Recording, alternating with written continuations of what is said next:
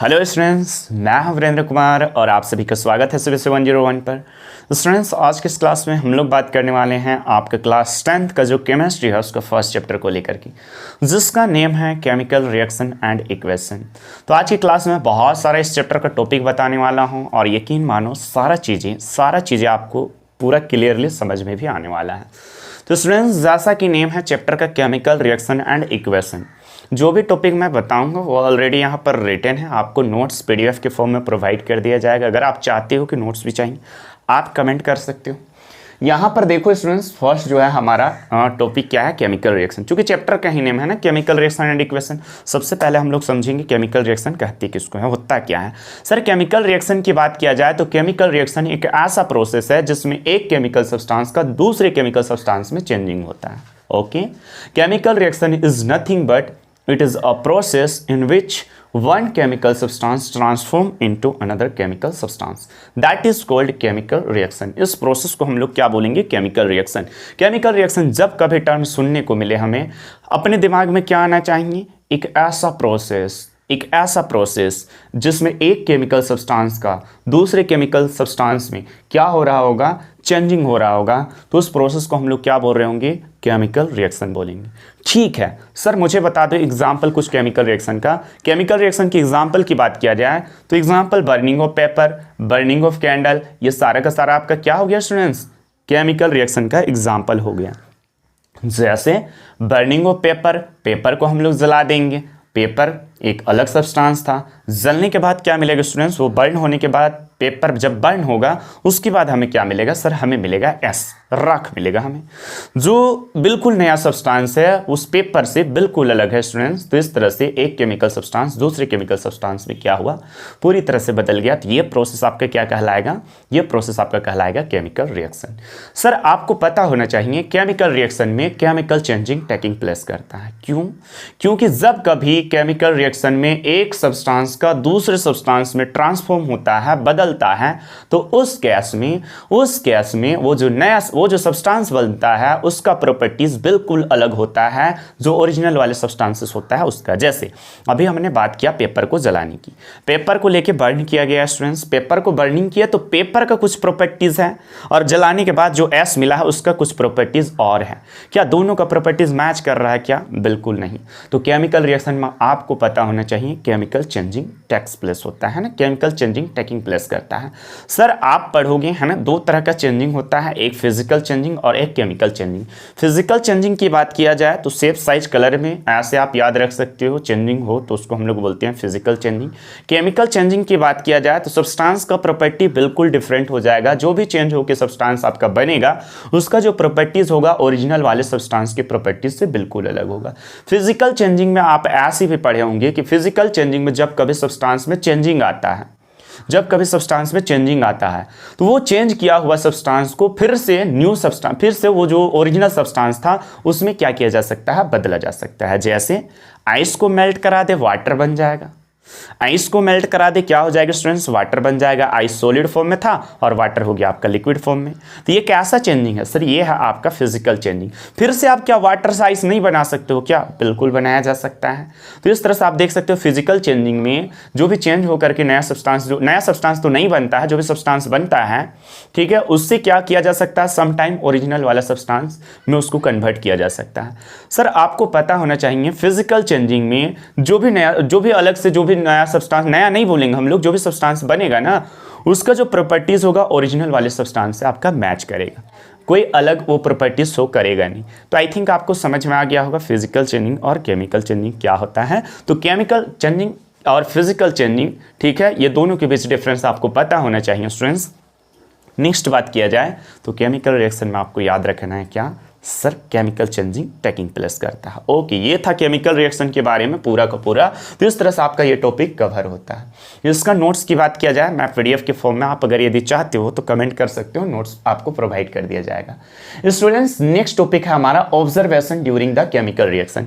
अच्छा, जब कभी केमिकल रिएक्शन होता है तो उस समय क्या क्या हो सकता है स्टूडेंट्स, हम लोग बहुत सारा ऑब्जर्वेशन पाएंगे। हम लोग जब ऑब्जर्व करेंगे ना बहुत सारा केमिकल रिएक्शन को लेकर के क्या करेंगे स्टूडेंट्स, बहुत सारे सब्सटेंसेस सब्सटेंसेस को लेकर के प्रैक्टिकल करेंगे, एक्सपेरिमेंट करेंगे, मतलब केमिकल रिएक्शन कराएंगे, तो हमें क्या होगा, बहुत सारा ऑब्जर्वेशन देखने को मिलेगा। और वो ऑब्जर्वेशन क्या क्या हो सकता है, तो चेंज इन स्टेट्स। पहला ऑब्जर्वेशन क्या होगा स्टूडेंट्स, स्टेट में चेंजिंग आ सकता है, सब्सटेंस का स्टेट में चेंजिंग आ सकता है। सर इसका एग्जांपल बता दो। ठीक है, आप बोल रहे हैं स्टेट में चेंजिंग, मतलब कोई सॉलिड है तो वो गैस हो जाएगा, गैस है तो वो लिक्विड हो जाएगा, लिक्विड है तो वो गैस हो जाएगा, ऐसे। तो इसको बोलेंगे स्टेट में चेंजिंग ना। मैटर का 3 स्टेट होता है, सब्सटेंसेस का 3 स्टेट होता है ना, सॉलिड, लिक्विड और गैस, है ना। तो उन स्टेट्स में चेंजिंग देखा जाता है समटाइम जब कभी केमिकल रिएक्शन हो तो। जैसे एग्जांपल की बात किया जाए, burning of candle, burning of candle ये आपका बेस्ट एग्जांपल हो गया क्या, स्टेट चेंजिंग का। सर कैंडल क्या होता है, बर्निंग ऑफ कैंडल मतलब क्या, वैक्स के फॉर्म में कैंडल को ले लेना है और कैंडल को बर्निंग कराना है स्टूडेंट्स। जब कभी कैंडल जलता है तो आपका कन्वर्ट हो जाता है, वो वैक्स जो होता है, मोम जो होता है, कैंडल तो वैक्स ही बनता है ना, वो वैक्स जो होता है स्टूडेंट्स वो आपका कन्वर्ट हो जाता है किस में, कार्बन डाइऑक्साइड और वाटर में क्या हो जाता है, कन्वर्ट हो जाता है। तो यहाँ पर आप देख सकते हो स्टेट में चेंजिंग आ रहा है या नहीं आ रहा है। जब कभी हम लोग कैंडल को बर्निंग किए तो वो जो कैंडल वैक्स सॉलिड फॉर्म में था वो आपका गैस और लिक्विड में बदल जा रहा है स्टूडेंट्स, है ना। कार्बन डाइऑक्साइड और क्या होता है, वो आपका वाटर में कन्वर्ट हो जाता है। तो इस तरह से केमिकल रिएक्शन के ड्यूरिंग पहला ऑब्जर्वेशन देखा गया क्या, कि स्टेट में चेंजिंग आ सकता है। Next students, change in colour. कुछ केमिकल रिएक्शन ऐसी भी होती हैं जिनका कलर में चेंजिंग हो जाता है। सर इसका एग्जाम्पल बता दो, कलर में चेंजिंग के एग्जाम्पल। जैसे KMnO4, इसको बोलते हैं पोटासियम परमैंगनेट का रिएक्शन सिट्रिक एसिड। स्टूडेंट्स ये सिट्रिक एसिड का केमिकल फॉर्मूला है, this is nothing but C6H8O7, यह आपका सिट्रिक एसिड का केमिकल फॉर्मूला है। तो सिट्रिक एसिड किसको बोलते हैं, खाने पीने की चीजों में जो पाया जाता है ना, जैसे ये लेमन वगैरह में पाया जाता है, एडिबल एसिड है स्टूडेंट्स, ठीक है। तो इसको हम लोग क्या बोलेंगे, सिट्रिक एसिड बोलेंगे। और ये दोनों के बीच जब कभी रिएक्शन हो ना, ओरिजिनली इसका जो कलर होता है पोटासियम परमैंगनेट का, आपको पता होना चाहिए, पर्पल कलर होता है। तो स्टूडेंट्स जब कभी इसका रिएक्शन करा दें तो 2 सब्सटेंसेस बनेगा, और ये जो पोटासियम परमैंगनेट का सर कौन कौन सा, HMnO4 प्लस क्या मिलेगा हमें, C6H5K3O7 मिलेगी। ये 2 सब्सटेंसेस का फॉर्मेशन होगा। और जब कभी इन दोनों के बीच जो नया सब्सटेंस आपका बन रहा होगा उसमें आप देखोगे ये पर्पल कलर कलरलेस में बदल जाएगा आपका, है ना, कलरलेस हो जाएगा पूरा तरह से, ये कलर डिसअपीयर हो जाएगा स्टूडेंट। तो इस तरह से आप देख सकते हो। दूसरा ऑब्जर्वेशन यहां से देखा गया क्या, कि कलर में भी चेंजिंग होता है। जब कभी केमिकल रिएक्शन हो ना तो सर क्या होगा, कलर वलर में भी चेंजिंग आ सकता है। नेक्स्ट बात किया जा रहा है evolution of gas. Third observation की बात किया जाए, एवोल्यूशन ऑफ गैस या तो फिर production of gas, formation of gas भी इस टॉपिक को आप बोल सकते हो। कुछ केमिकल रिएक्शन ऐसे भी होते हैं जिनमें क्या होता है स्टूडेंट्स, गैस का एवोल्यूशन होता है। ठीक है सर, इसका एग्जांपल बता दो मुझे, कोई केमिकल रिएक्शन का एग्जांपल बता दो जिसमें कोई गैस बन रहा है। अब गैस बहुत तरह का होता है ना, हाइड्रोजन गैस होता है, कार्बन डाइऑक्साइड गैस होता है, ऑक्सीजन भी तो एक गैस ही है ना, नाइट्रोजन भी तो गैस ही है ना। तो यहाँ पर एक एग्जांपल लेते हैं हम लोग, जैसे Zn+H2SO4 गिव्स आउट ZnSO4+H2। तो एवोल्यूशन ऑफ ये गैस यहाँ पर देख रहे हो आप, इस रिएक्शन में क्या हो रहा है, हाइड्रोजन गैस का फॉर्मेशन हो रहा है स्टूडेंट्स। कौन सा गैस का, हाइड्रोजन गैस का। यहां पर अब आपको डीपली थोड़ा सा समझने की जरूरत है। Zn क्या है सर, ये एक मेटल है। H2SO4 क्या है स्टूडेंट्स, ये एक एसिड है। तो एसिड और मेटल के केस में जब कभी एसिड और मेटल आपस में रिएक्शन करें, ऐसे आपको रट नहीं लेना है ऐसे सिंपली कि जिंक ने रिएक्शन किया H2SO4 से तो हाइड्रोजन गैस बना दिया और क्या बना, ZnSO4 बन गया। ऐसे नहीं स्टूडेंट्स, आपको ये बातें अब यहां से याद रखना है कि भैया ये क्या है हमारा और ये क्या है। तो Zn is nothing but metal और H2SO4 is nothing but students ये आपका एसिड है। तो जब कभी कोई मोस्ट ऑफ द केस में, है ना, कोई गिना चुना ही केस ऐसा है जिसमें ऐसा नहीं होता है, नहीं तो फिर otherwise most of the cases में क्या होता है, जब कभी कोई मेटल एसिड से रिएक्शन करें तो 2 सब्सटेंसेस का फॉर्मेशन होता है, एक साल्ट और एक क्या, गैस, जिसका नेम है हाइड्रोजन गैस, जिसका नेम है हाइड्रोजन गैस। आप देख सकते हो यहां से आपका अदर टॉपिक भी कवर हो रहा है और ये है आपका एसिड बेस साल्ट चैप्टर से, है ना। तो आपको याद होना चाहिए, अब आपको पता होना चाहिए कि जब कभी कोई मेटल रिएक्शन करे किससे, है ना, एसिड से, तो क्या होता है, मोस्ट ऑफ द केसेस में क्या होगा स्टूडेंट्स, वो साल्ट और एक गैस बना रहा होगा जिस गैस का नेम क्या है, हाइड्रोजन गैस है ना। यहां से आपको एग्जाम में क्वेश्चन पूछा जा सकता है ना, ऐसे देगा, metal when metal reacts with क्या, है ना, acids, a gas is formed. What is the name of that gas? That gas is nothing but students hydrogen gas. Okay अच्छा, इस सब्सटेंस का नेम क्या है? साल्ट है. सर साल्ट किसको बोलते हैं? जस्ट थोड़ा सा मैं आपको बताने की कोशिश करता हूं. साल्ट क्या होता है स्टूडेंट्स? जब कोई एसिड से मेटल के द्वारा हाइड्रोजन को रिप्लेस करके जो सब्सटेंस का फॉर्मेशन होता है उसको कहते हैं साल्ट. स्टूडेंट्स देखो ये एसिड है, इस पर हाइड्रोजन है. जिंक ने क्या किया स्टूडेंट्स? हाइड्रोजन को रिप्लेस कर दिया, डिस्प्लेस कर दिया, ऐसे भी बोल सकते हैं हम लोग. और जिंक ने उसका जगह खुद ले लिया और एक सब्सटेंस का फॉर्मेशन किया जिसका नेम है ZnSO4.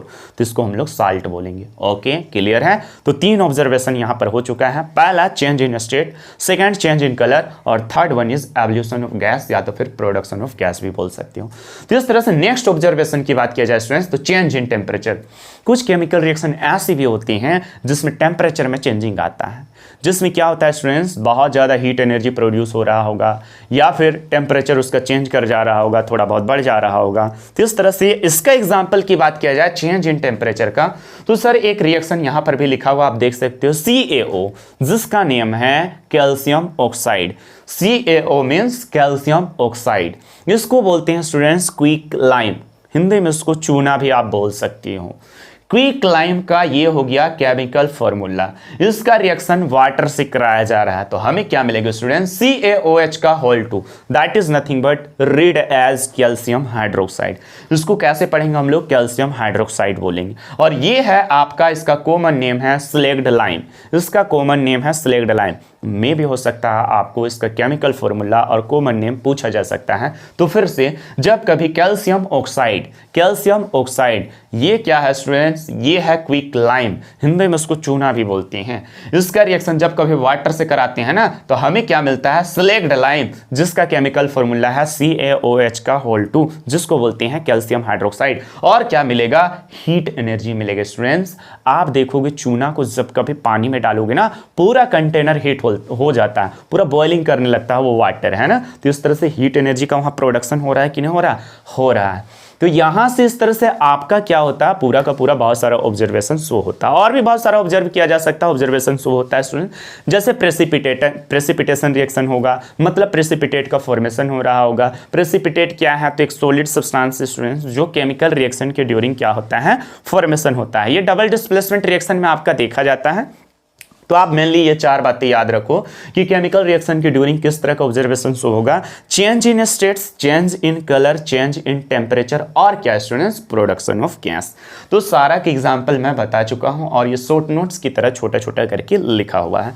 नेक्स्ट टॉपिक की बात किया जाए तो सर अगला टॉपिक है हमारा क्या है? रिएक्टेंट्स एंड प्रोडक्ट्स के बारे में.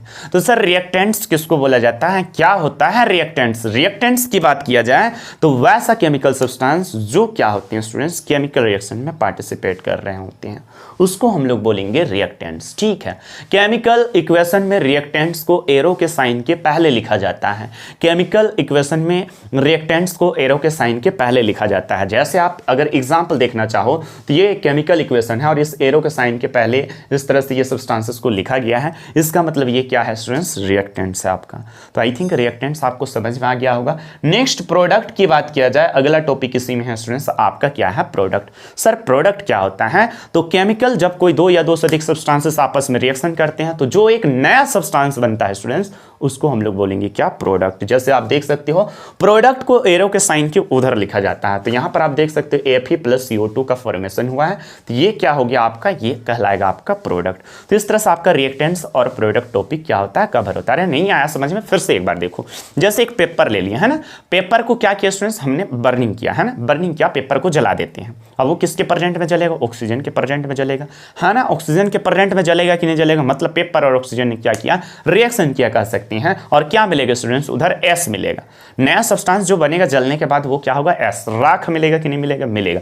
तो वो पेपर क्या कहलाएगा स्टूडेंट्स? वो आपका रिएक्टेंट कहलाएगा. और उधर जो नया सब्सटेंस बन रहा होगा that is nothing but S, राख. वो आपका क्या कहलाएगा? वो कहलाएगा आपका प्रोडक्ट.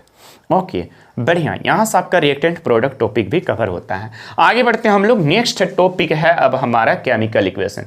जैसा कि चैप्टर का ही नेम है केमिकल रिएक्शन एंड इक्वेशन। तो चैप्टर का जो फर्स्ट पार्ट में जो नियम था ना केमिकल रिएक्शन, वो सारा का सारा यहाँ से आपको बताया जा चुका है। अब हम लोग समझते हैं कि केमिकल इक्वेशन होता क्या है ना। केमिकल इक्वेशन की बात किया जाए स्टूडेंट्स, तो केमिकल इक्वेशन केमिकल रिएक्शन को लिखने का एक तरीका है। केमिकल इक्वेशन केमिकल रिएक्शन को लिखने का एक तरीका है। Okay, it is the way of writing of chemical reaction. What is chemical equation students? जब कभी केमिकल इक्वेशन अपने को सुनने को मिले तो हमारे दिमाग में क्या आना चाहिए? हमारे दिमाग में आना चाहिए कि केमिकल रिएक्शन को लिखने का जो वे है, जो मेथड है, जो तरीका है, उसी को क्या बोलते हैं? उसी को हम लोग बोलते हैं chemical equation. Hence we can say here chemical equation is nothing but it is the way to write the chemical reaction, है ना। It is the way to write the chemical reaction. जो कोई केमिकल रिएक्शन को लिखना है, उसके लिखने का जो तरीका है, जो कोई केमिकल रिएक्शन हुआ होगा उसको लिखने का जो मेथड है, तरीका है, उसको हम लोग क्या बोलेंगे? केमिकल इक्वेशन बोलेंगे। ठीक है, आगे बढ़ते हैं। नेक्स्ट टॉपिक की बात किया जाए types of chemical equation. Sir chemical equation का दो टाइप्स आपको देखना है आपके क्लास 10th में। First one is balanced chemical equation और second one is unbalanced chemical equation. आप देख सकते हो रिटन है। पहला क्या है स्टूडेंट्स? बैलेंस्ड केमिकल इक्वेशन और दूसरा क्या है? Unbalanced chemical equation. सर मुझे बता दो बैलेंस्ड केमिकल इक्वेशन होता क्या है, किसको बोलते हैं? बैलेंस्ड केमिकल इक्वेशन की बात किया जाए तो उस तरह की केमिकल इक्वेशन को हम लोग बोलते हैं बैलेंस्ड केमिकल इक्वेशन जिसमें रिएक्टेंट और प्रोडक्ट के साइड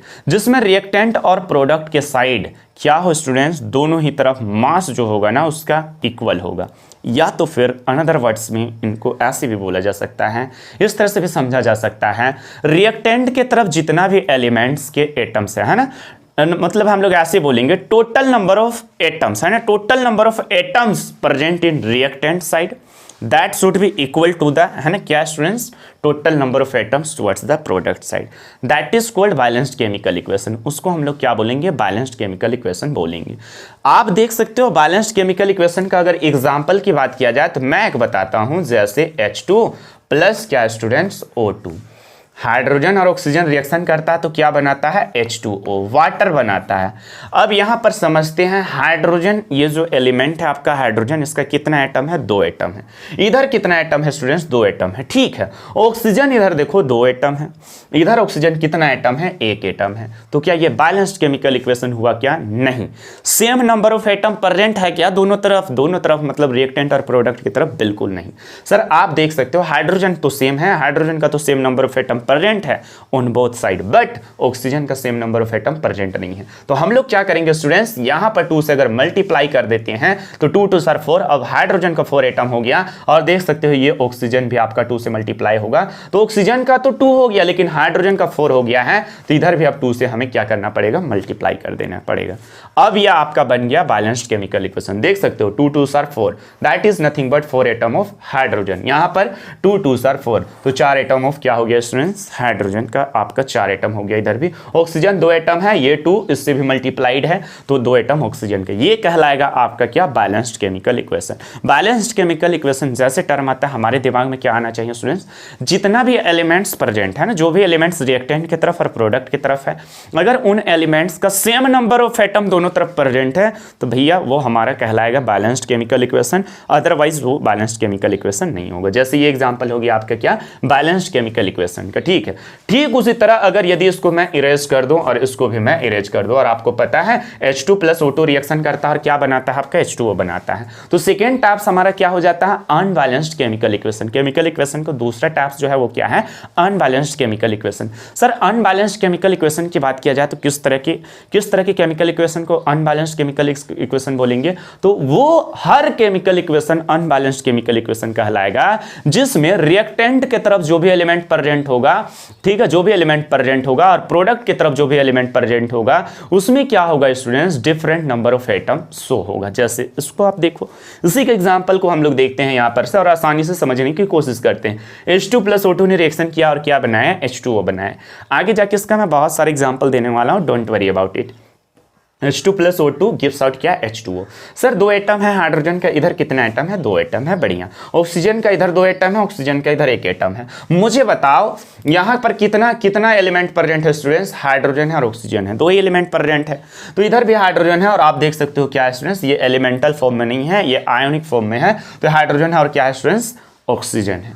तो दोनों तरफ क्या हाइड्रोजन का सेम है? ठीक है भैया, सेम है, यहाँ पर दोनों तरफ same number of atom hydrogen है। लेकिन क्या ऑक्सीजन का सेम नंबर ऑफ एटम है क्या दोनों तरफ? सर बिल्कुल नहीं है ना, ऐसा नहीं है। ऑक्सीजन का जो है ना same number of atom on both side present नहीं है। तब क्या बोलेंगे इसको हम लोग? Unbalanced chemical equation. तो इस तरह से स्टूडेंट्स, अगर यदि same number of atoms present on both side means towards reactant side and towards the product side, then that is called balanced chemical equation. And if same number of atoms are not present on both side means reactant and product के side, then that is called unbalanced chemical equation. तो इस तरह से balanced chemical equation और unbalanced chemical equation का topic आपका समाप्त होता है।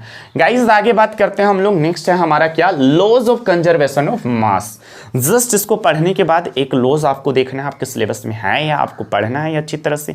सर क्या कहता है laws of conservation of mass, है ना? Laws of conservation of mass ये बोलता है कि केमिकल रिएक्शन के ड्यूरिंग मास का ना तो क्रिएटेड होगा ना तो डिस्ट्रॉय होगा। स्टूडेंट्स ऐसा बोलता है कौन? Law of conservation of mass.